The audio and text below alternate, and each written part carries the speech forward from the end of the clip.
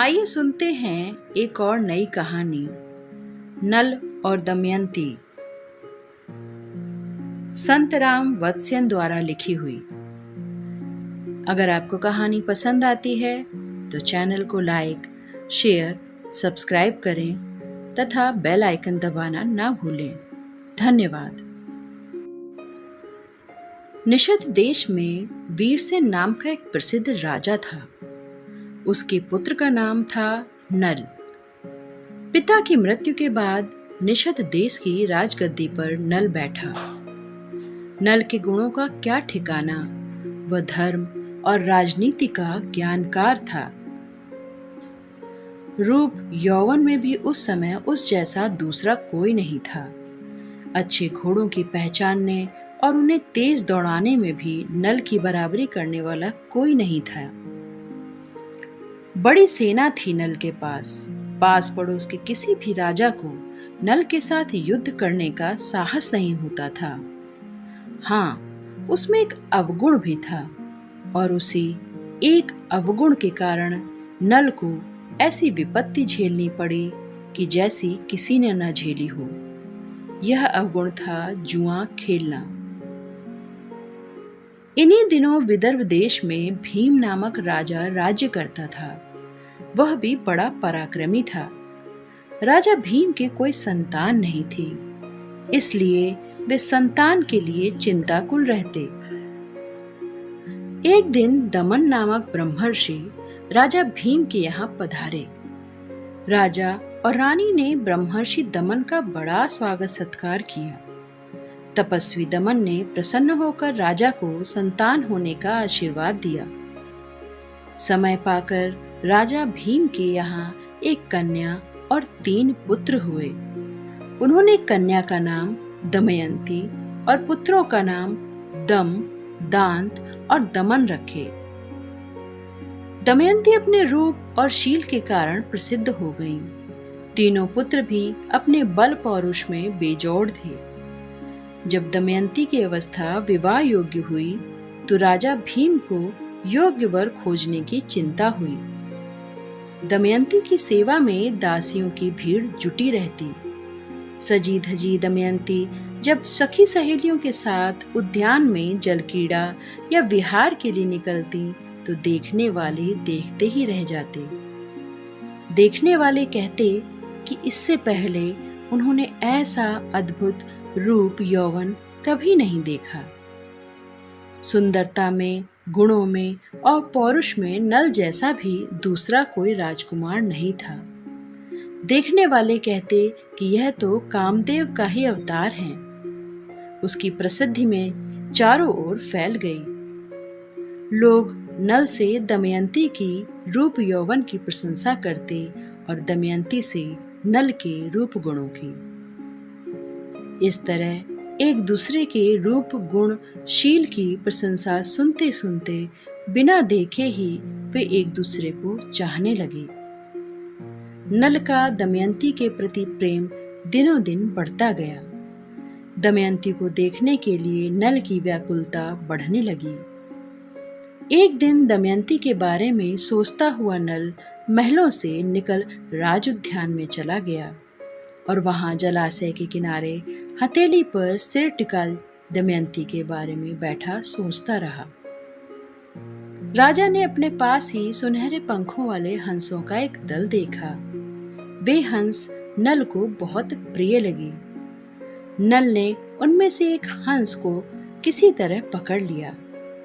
नल प्यार से हंस की गर्दन और पीठ को सहलाने लगे तो हंस ने मनुष्य जैसी वाणी में नल से कहा, हे नल, आप मुझे छोड़ दें तो मैं विदर्भ जाकर राजकुमारी दमयंती के पास आपकी ऐसी प्रशंसा करूंगा कि वह आपके सिवा दूसरे किसी पुरुष को अपने मन में जगह नहीं देंगी।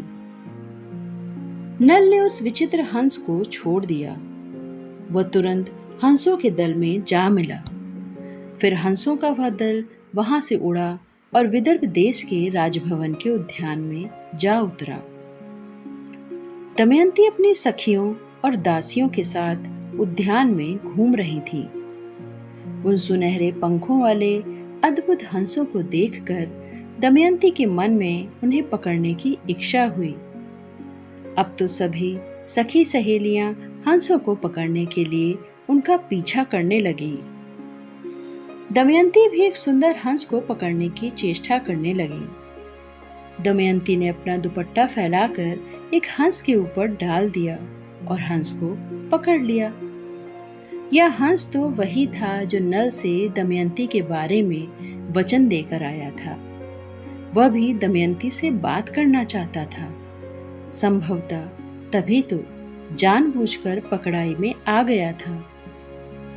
वह दमयंती से बोला, राजकुमारी दमयंती, मुझे छोड़ दो। छोड़ दोगी तो मैं तुम्हारा मन चाहा एक काम करूंगा। मैं जानता हूं कि तुम मन से राजा नल को चाहती हो। वह तुम्हारे हृदय में बस चुका है। बात भी ठीक है। यह सचमुच तुम्हारे योग्य हैं और तुम उनके योग्य हो। हम तो राजहंस हैं, इधर से उधर उड़ते रहते हैं। हमसे कुछ छिपा थोड़े ही है। यदि तुम राजा नल की पत्नी बन जाओ तो समझो कि तुम्हारा जन्म सफल हो गया। हमने भी बहुत दुनिया देखी, पर नल जैसे रूप गुण वाला तो मनुष्य में क्या, यक्षों, गंधर्वों और देवताओं में भी नहीं मिलेगा। तुम मुझे छोड़ दो तो मैं तुम दोनों की जोड़ी मिलाने में सहायक हो सकता हूँ। दमयंती ने इस दिव्य हंस को तुरंत छोड़ दिया। इस दिव्य हंस यहाँ से उड़कर फिर निषिद्ध देश में गया और राजा नल को बताया कि जिस तरह आप दमयंती के लिए व्याकुल हैं, उसी तरह दमयंती भी आपके लिए व्याकुल हैं। मैंने उसे आपके बारे में सब कुछ बता दिया है। वह केवल आपको चाहती है। अब आप जैसा उचित समझें करें। यह कहकर हंस उड़कर अपने दल में जा मिला। हंस से नल की प्रशंसा सुनकर दमयंती की व्याकुलता बहुत बढ़ गई। उसे दिन में भूख नहीं लगती और रात को नींद नहीं आती। स्वर्ण कांति जैसा उसका चेहरा पीला पड़ने लगा। वह न अच्छे कपड़े पहनती और न गहने। जब देखो तब हथेली पर सिर रखे अपने आप में डूबी कुछ सोचती ही रहती। सहेलियों से भी बात न करती और लंबी सांसें लेती रहती। उसकी पलकें हमेशा भीगी रहती। दमयंती की ऐसी दशा देखकर सहेलियों ने उसके मन की बात जाननी चाही, पर वह तो कुछ बोलती ही नहीं। दासियां स्नान, श्रृंगार, भोजन, शयन के लिए कह कहकर थक जाती, पर दमयंती को किसी बात के लिए भी राजी न कर पाती। राजा भीम को पुत्री के अस्वस्थ होने की बात मालूम हुई तो उसने राज वैद्य को बुला लिया, पर वैद्य बेचारा क्या करता। औषध से ठीक होने वाला कोई रोग उसे था ही नहीं। अंत में राजा ने निश्चय किया कि दमयंती की अवस्था विवाह योग्य हो गई है, इसलिए इसके स्वयंवर की तैयारी करनी चाहिए। राजा भीम ने स्वयंवर के दिन निश्चित करके सभी राजाओं को निमंत्रण भिजवा दिया। स्वयंवर का दिन पास आया तो विदर्भ में अनेक राजाओं का आना प्रारंभ हो गया। कोई सजे हाथी पर बैठकर चला आ रहा है तो कोई बढ़िया घोड़ों वाले रथ पर। सारी राजधानी में स्वयंवर की तैयारी के लिए हलचल मच गई। सड़कें, बाजार और भवन सजने लगे। स्वयंवर के लिए विशाल मंडप रचा गया। आने वाले राजाओं को ठहराने के लिए उचित व्यवस्था की गई। बहुमूल्य वस्त्राभूषणों से सजे हुए एक से बढ़कर एक सुंदर राजकुमार और राजा राजधानी की शोभा बढ़ाने लगे।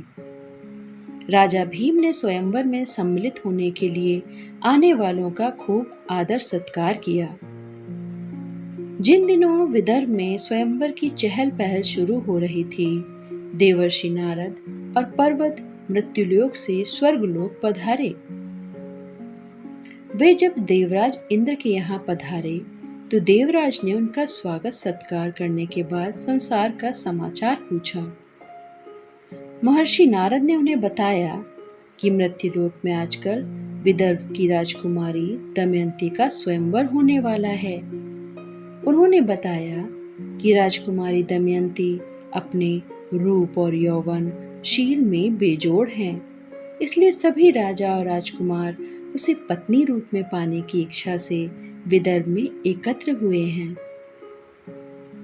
ये बातें हो ही रही थी कि अग्नि, वरुण, यमराज, देवराज इंद्र के यहाँ पधारे।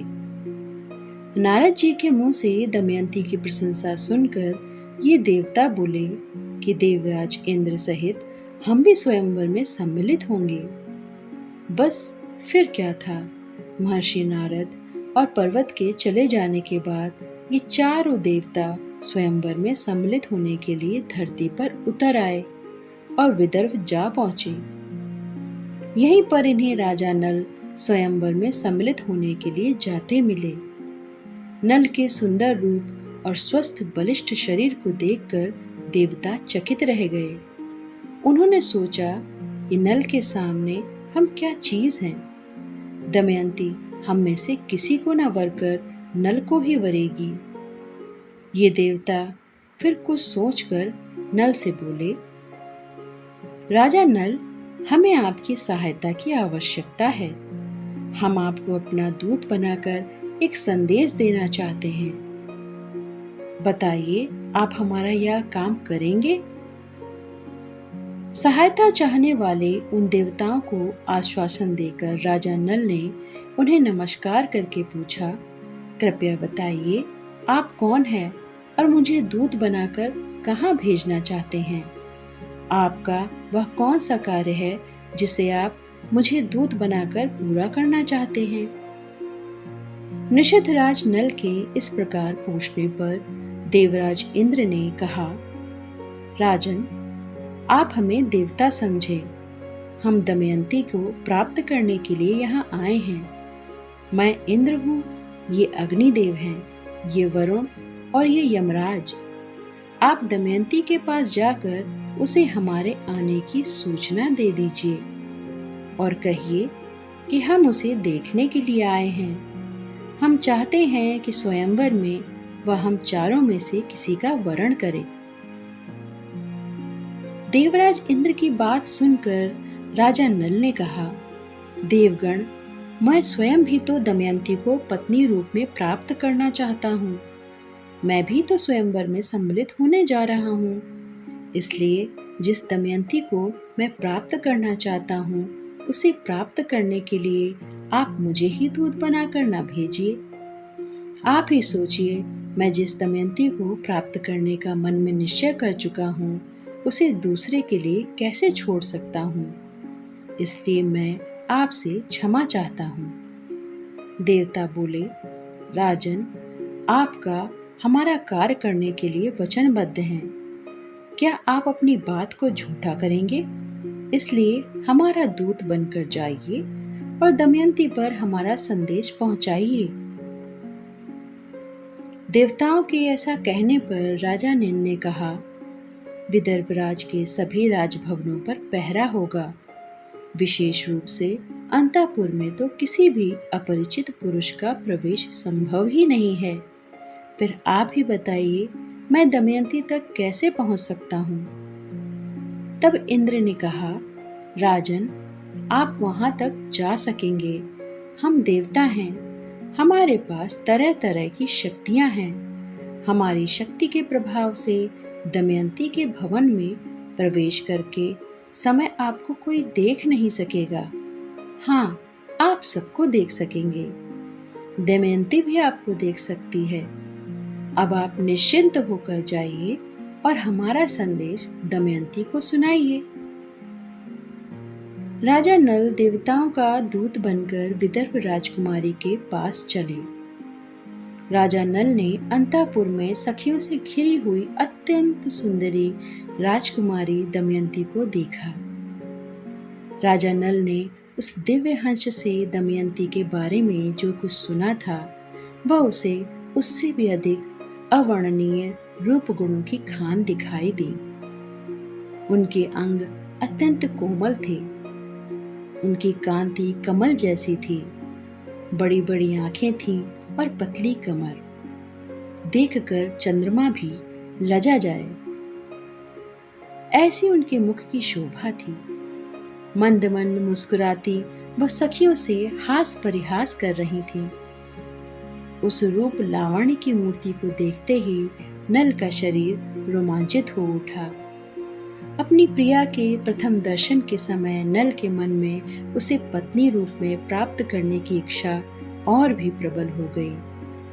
पर इस समय तो नल देवताओं का दूत बनकर ही यहाँ आया था, अपने काम के लिए नहीं। नल को अपना कर्तव्य याद हो आया और उसने अपने मन के समस्त भावों को दबा दिया। एक अत्यंत रूपवान पुरुष को वहां आया देखकर दमयंती की सखियां और दासियां चकित रह गईं और स्वागत में उठ खड़ी हुईं। वे मन ही मन उस अत्यंत सुंदर पुरुष की प्रशंसा करने लगीं। वे सोचने लगीं, बिना रोक टोक अंतःपुर में पधारने वाला यह पुरुष अवश्य ही कोई देवता है, क्योंकि मनुष्यों में वैसा रूप गुण तेज अभी तक उनमें से किसी ने नहीं देखा था। फिर अंतःपुर में कोई अपरिचित पुरुष प्रवेश भी तो नहीं कर सकता। वे नल के रूप और तेज से प्रभावित होकर उनसे कुछ भी पूछ न सकी। राजकुमारी दमयंती भी अब तक एकटक नल को ही देख रही थी। वह भी नल के रूप और तेज से सम्मोहित हो चुकी थी।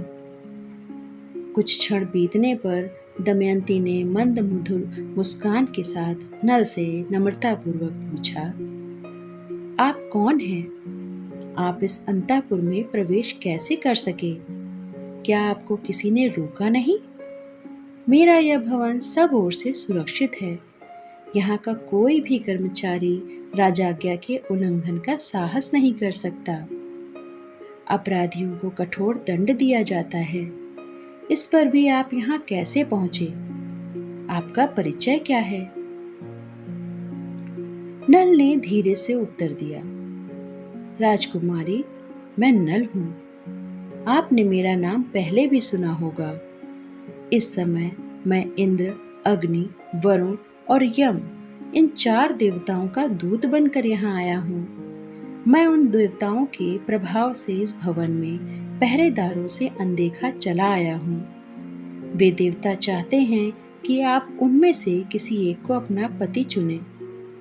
उनका यह संदेश लेकर मैं आया हूँ। आगे आपकी इच्छा, आप जैसा चाहें वैसा करें। दमयंती ने नल से कहा, उन देवताओं को मेरा नमस्कार निवेदन करें, और जहाँ तक पति रूप में मैं किसी को चुनने का प्रश्न है, मैं पहले ही आपको अपना पति स्वीकार कर चुकी हूँ। मेरे पति तो आप ही हैं। अब आप आज्ञा कीजिए कि मैं आपकी क्या सेवा करूँ। मैं आपकी और मेरा सब कुछ आपका। आप निश्चिंत होकर मुझे स्वीकार करें। जब से उस दिव्य हंस से मैंने आपकी बातें सुनी हैं, मैं तभी से आपकी हो चुकी हूँ। मेरे मन प्राण के स्वामी, आपको पति रूप में पाने के लिए ही इस स्वयंवर का आयोजन हुआ है। हे प्रिय, आपके चरणों में भक्ति रखने वाले मुझ दासी को यदि आप स्वीकार नहीं करेंगे तो मैं आपके ही कारण विष, आग, जल अथवा फांसी के द्वारा अपने प्राण दे दूंगी। दमयंती की सारी बातें सुनकर राजा नल ने कहा, तुम देवताओं को छोड़कर मुझ मनुष्य को क्यों पति बनाना चाहती हो? मैं तो देवताओं की पग धूल के बराबर भी नहीं हूँ। तुम्हें उन देवताओं में से किसी एक को चुनना चाहिए। देवताओं की इच्छा के विरुद्ध कार्य करने पर देवता क्रुद्ध हो जाते हैं और वे चाहें जो चाहे कर सकते हैं। वे अपने विरोधियों के धन और प्राणों को हर लेते हैं। इसलिए ऐसा कोई कार्य न करो जिससे मेरे प्राणों पर संकट आए। तुम उन्हीं में से किसी एक को चुन लो। देवता की पत्नी बन जाने पर संसार और स्वर्ग की कोई भी वस्तु तुम्हारे लिए दुर्लभ नहीं रहेगी। तुम्हें मन चाहे भोग प्राप्त होंगे। भाला संसार, सारे संसार को भस्म कर डालने की शक्ति रखने वाले अग्निदेव को कोई नारी अपना पति नहीं बनाना चाहेगी। और जिनके दंड के भय से लोग शुभ कार्यों की ओर प्रवृत्त होते हैं, उन यमराज को कौन स्त्री अपना पति बनाना नहीं चाहेगी।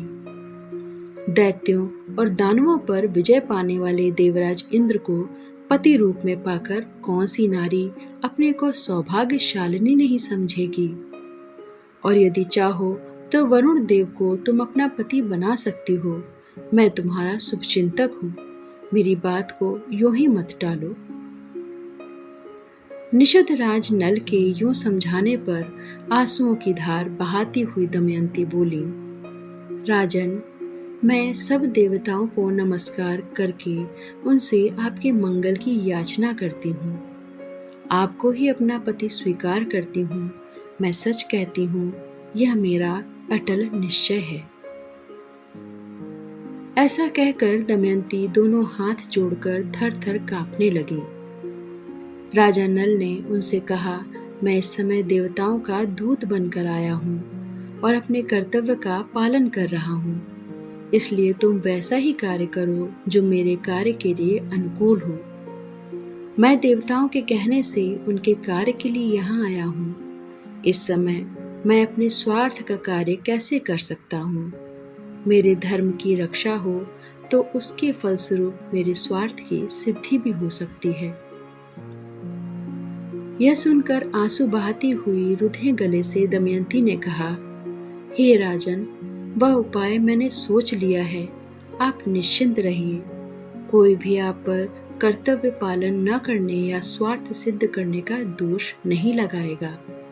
आप वे देवता और अन्य भी स्वयंवर मंडप में पधारे। मैं उन देवताओं के सामने ही आपका वरण करूंगी।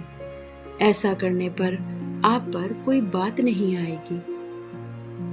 राजकुमारी दमयंती के ऐसा कहने पर नल वहां से चले आए और सीधे देवताओं के पास पहुंचे। देवताओं के पूछने पर नल ने सारी बातें सच सच बता दी। उसने बताया, दमयंती मुझे ही अपना पति बनाना चाहती हैं और उसने कहा कि देवता भी स्वयंवर में पधारें। मैं उनकी उपस्थिति में नल का वरण करूंगी। अब आप सब देवतागण जैसा ठीक समझें वैसा करें। देवता सारा समाचार सुनकर वहीं अंतर्धान हो गए और राजा नल विदर्भ में स्वयंवर के दिन की प्रतीक्षा करने लगे। स्वयंवर का शुभ दिन और शुभ मुहूर्त आने पर भी सभी राजा और राजकुमार मंडप में पधारे। प्रत्येक यही चाहता था कि दमयंती उसे ही वरमाला पहनाए। मंडप खूब सजा हुआ था। तोरण द्वार बड़ा विशाल था और विशेष रूप से सजाया गया था। बैठने के सुखदायक आसनों की व्यवस्था थी। मंडप राजाओं के मणिमय आभूषणों से चमक रहा था। जैसे आकाश में तारे शोभायमान होते हैं, वैसे ही सब भूपाल उस मंडप में शोभायमान थे। जब राजकुमारी दमयंती हाथ में वरमाला लिए उस मंडप में आई तो सभी राजाओं की दृष्टि उन पर जा टिकी। राजाओं को लगा जैसे इसने उनके चित्त को चुरा लिया है। जिस राजा की दृष्टि दमयंती के जिस अंग पर पड़ी वह वहीं टिक गई। उसका प्रत्येक अंग इतना कमनीय और सुंदर था कि उसे देखते जी नहीं अघाता था। फिर दमयंती को चारणों द्वारा प्रत्येक राजा के नाम, यश और पराक्रम का परिचय दिया जाने लगा। दमयंती पहले ही नल को वरण करने का निश्चय कर चुकी थी। वह नीची दृष्टि किए आगे बढ़ती रही। जिस राजा के सामने वह आती उसका चेहरा आशा से चमकने लगता और जब सामने से आगे बढ़ जाती तो निराशा से फीका पड़ जाता। कुछ आगे चलने पर जब चारण ने नल का परिचय दिया और दमयंती ने दृष्टि उठाकर सामने देखा तो उसे नल जैसी आकृति के 5 पुरुष बैठे दिखाई दिए। सबकी अनुहार नल जैसी। रंज मात्र भी अंतर नहीं। अब तो दमयंती के सामने समस्या पैदा हो गई कि इनमें वास्तविक नल कौन सा है। उसने बार बार पांचों को देखा, पर यह निश्चय नहीं कर सकी कि वास्तविक नल कौन है। फिर उसे याद आया कि जिन 4 देवताओं ने राजा नल को दूत बनाकर भेजा था, यहाँ वे चारों भी राजा नल का रूप बनाकर बैठे हुए हैं। देवता सब कुछ कर सकते हैं। राजकुमारी दमयंती वास्तविक नल को न पहचान सकने से बड़ी दुखी हुई। अंत में उसने निश्चय किया कि वास्तविक नल को पहचानने के लिए मैं देवताओं की ही शरण लूंगी। यह निश्चय करके उसने देवताओं को हाथ जोड़कर प्रणाम किया और कांपती हुई बोली, मैंने दिव्य हंस से राजा नल की प्रशंसा सुनी, उन्हें ही अपना पति मान लिया। यदि मैं जरा भी झूठ नहीं बोल रही हूँ तो देवगण नल को पहचानने में मेरी सहायता करें। मैं फिर आपसे प्रार्थना करती हूँ, यदि मैंने मन, वचन और कर्म द्वारा कभी भी सदाचार को न छोड़ा हो तो देवगण मुझे नल को पहचान करा दें। यदि विधाता ने निषधराज नल को ही मेरा पति निश्चित किया हो तो उस सत्य के प्रभाव से देवगण मुझे वास्तविक नल की पहचान करवा दें। शक्तिशाली देवगण अपने अपने वास्तविक रूप में मेरे सामने प्रकट हो जाएं, जिससे मैं वास्तविक नल का पति रूप में वरण कर सकूं। चिंताग्रस्त दमयंती का यह करुण विलाप सुनकर और नल के प्रति उनके सच्चे प्रेम को देखकर देवताओं ने दमयंती को वह शक्ति प्रदान की जिसके द्वारा वह मनुष्य और देवता में अंतर कर सके। अब दमयंती ने देखा कि देवताओं में पसीने की बूंदें नहीं हैं, उनकी आंखों की पलकें नहीं गिरती और उन्होंने जो पुष्प मालाएं पहन रखी हैं वे कुम्हलाई तो नहीं हैं, उल्टे और खिल रही हैं। वे सिंहासन पर बैठे हैं किंतु अपने पैरों से धरती को नहीं छू रहे हैं और उनकी परछाई भी नहीं पड़ रही है। ये सारे लक्षण 4 पुरुषों में तो थे पर 5वें में नहीं थे। बस फिर क्या था, अब निषधराज नल को पहचानने में दमयंती को कोई कठिनाई नहीं हुई। नल की दृष्टि से दृष्टि मिलते ही लज्जा और संकोच के कारण दमयंती की पलकें झुक गईं। उसने नल के वस्त्र का छोर पकड़कर वरमाला उनके गले में डाल दी। यह देखकर कि दमयंती ने नल के गले में वरमाला पहना दी, वहां आए राजा हताश होकर लंबी सांसें खींचने लगे और उनके मुंह से हाय शब्द निकल पड़ा।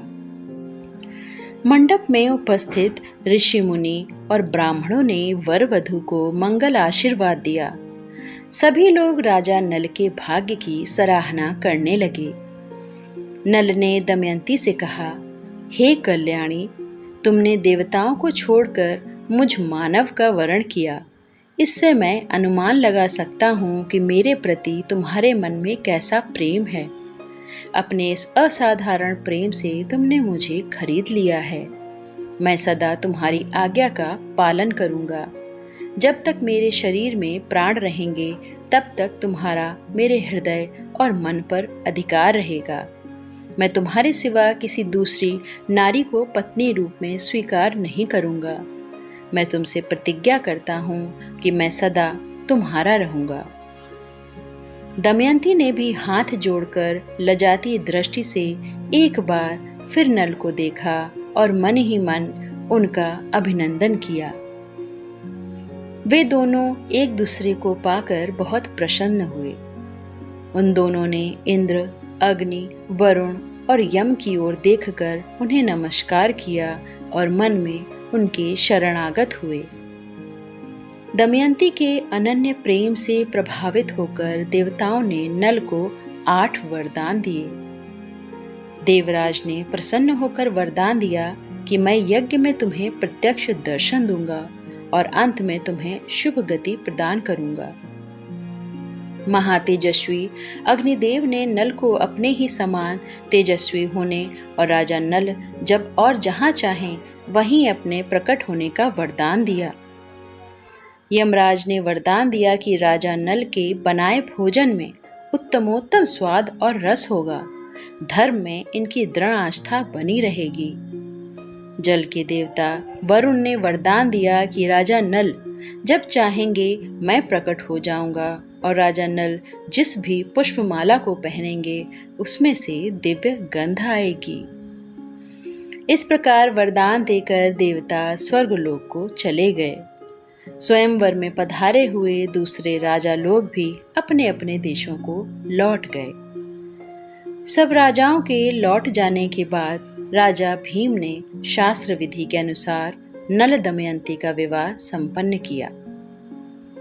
विवाह के बाद भी राजा नल कुछ दिन विदर्भ में ही रहे और बाद में अपने ससुर राजा भीम से आज्ञा लेकर दमयंती सहित अपने निषद देश में आ गए। राजा नल दमयंती के साथ आनंद पूर्वक निषद देश में रहकर प्रजा पालन करने लगे। राजा नल ने अश्वमेघ आदि कई यज्ञ किए और ऋषियों, मुनियों और ब्राह्मणों को पर्याप्त दान दक्षिणा दी। समय पाकर दमयंती ने एक पुत्र और एक पुत्री को जन्म दिया। पुत्र का नाम इंद्रसेन और पुत्री का नाम इंद्रसेनी रखा। राजा नल का राज्य धन धान्य से पूर्ण था। प्रजा सुखी थी और राज कर्मचारी सावधान होकर अपने कर्तव्य का पालन करते थे। नल दमयंती कहानी का यह भाग यहीं समाप्त होता है। अगले भाग आपको इसी चैनल में मिलेंगे। कृपया चैनल को लाइक, शेयर और सब्सक्राइब करें तथा आने वाले अपडेट्स के लिए बेल आइकन दबाना ना भूलें। धन्यवाद।